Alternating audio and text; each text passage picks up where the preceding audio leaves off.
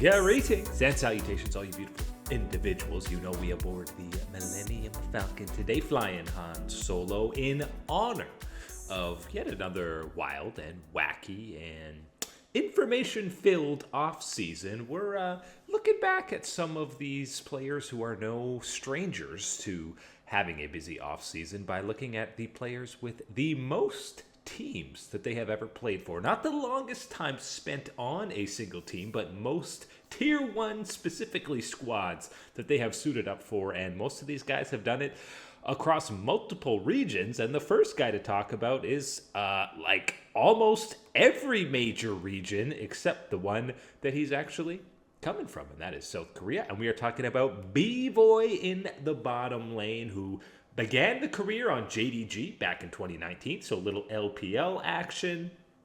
Furious Gaming in 2019 for that Brazilian flavor. He had a short stint on Misfits in 2020, closed out 2020 on Flamengo Esports for yet another Brazilian showing, and again Pain in 2023. Throw in a little LATAM flavor on Astral, and then of course most recently we're talking about him on Shopify Rebellion, which is one of the only squads he's actually spent multiple years on, so found himself a nice little niche in North America and has obviously picked up some all-pro honors during his time on Shopify. And I think despite, he got benched for Wild Turtle at one point, but has quickly, taken back that starting role and really excelled on North America specifically. But how about playing on all those different regions, EU, NA, LPL, LATAM, CBLOL, just not obviously the LCK where he's from and taking up an import slot, but testament to the determination, perseverance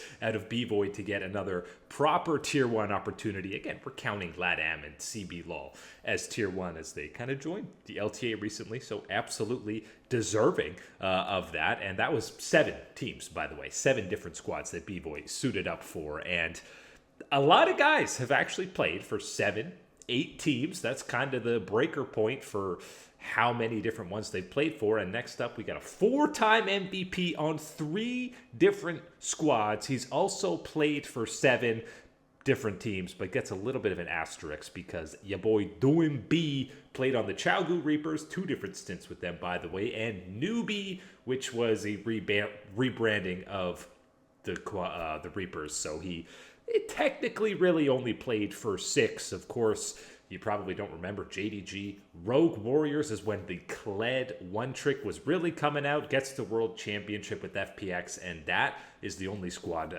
plus the Reapers, that he actually spent multiple years with, but definitely the most iconic, of course, was on FPX. But 4-time LPL MVP. He did it on JDG, he did it on FPX, he did it on LNG, he did it on NIP. This guy is one of the most infamous mid laners that we've had, and the fact that he can play around completely different rosters and still be racking up LPL individual hardware and accolades speaks to, Doinb as a teammate, as a player, as an individually mechanically gifted god gracing the stage. And again, entire career in the LPL, despite also being a South Korean resident, coming over and dominating the LPL for many years. So shout out to Doinb, thriving on multiple squads. Another 7-team wonder. This guy, 3 different major regions. Never made his way over to the LPL, but picked up championships in Europe, in Korea, in international events, but couldn't win the hardest region on the planet.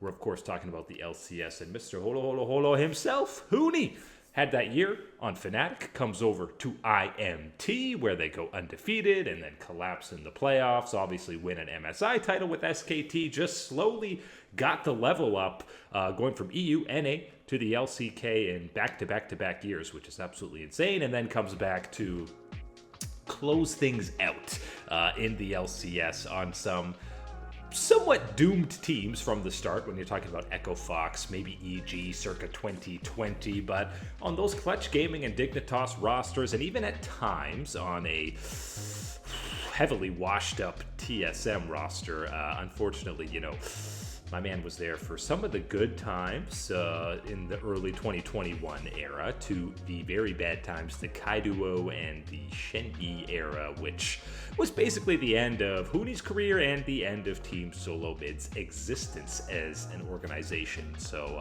Huni living through the good and the bad times in North America, and obviously a lot of incredibly memorable plays out of him, both just one of the most likable guys wherever he played. You were rooting for him in EU, in the LCK, and of course in North America as well, where he really had to shine a little bit more and had an opportunity to do that as well. But 3 different regions, 7 different teams for Huni. After that, we get to the 8-team wonders and a teammate of Huni to kick things off, and another guy who suffered through some dark times on TSM, but more so on the good times, and the first, I believe, replacement when Bjergsen retired. We're talking about Power of Evil, one of the forgotten kind of synonymous top 3 mid laners in EU that we had for a long time. Obviously debuting with the Unicorns of Love, hitting the scene.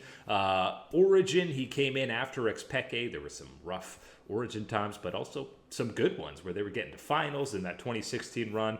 Misfits 2017, the run to quarterfinals against SKT, and then one of the OG imports to come into North America when franchising swung around, and then became an absolute mercenary, going Optic, CLG, FlyQuest, TSM, back-to-back 1-year contracts with each of them before eventually landing in the Immortals. And he's been, actually, I'm sure people didn't know, Tier 2 ERL since 2023. We're not counting that. Technically, that would be 9 teams if you were to include that one. But again, Tier 1s specifically, all these different LCS teams were the teams he played with the most. And throughout all of that, never able to actually get a domestic title.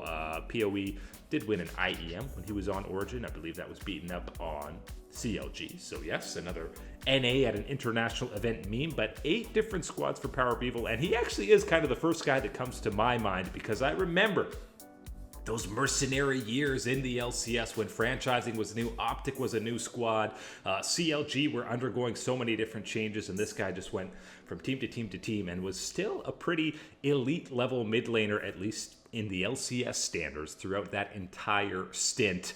Another guy with 8 teams to talk about, and this is only 2 different regions, but they are the elite of the elite, and we have given an 07 a farewell to his career very recently. We're talking about Peanut in the jungle, and Najim E-Fire was when he was starting things off before the Rocks Tigers run, which he became obviously very familiar with. But look at the elite squads that this dude has played for since Rocks, when he was kind of the consensus one of, if not the best jungler in the world. He joins SKT, wins some titles, goes to Kingzone / Longzhu, which again, technically you could count as 2 teams, but same org, just with the rebrand.